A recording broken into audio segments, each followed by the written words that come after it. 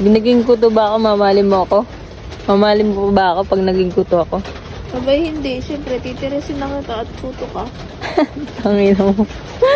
Galing mo ah. Bakit? Hindi mo ako mamahalin kahit kuto na ako? Mahilig ako mantiris ng kuto. Manghumoto. Tangin mo.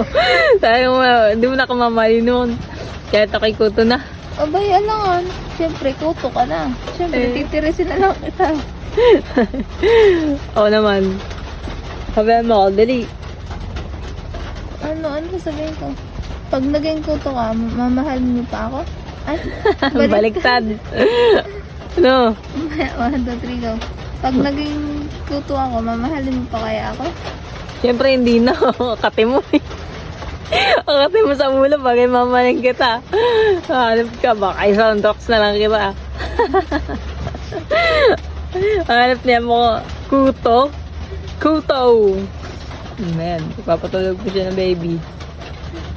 Ayan, tulog si baby Clay. Nantok na, puyat din to.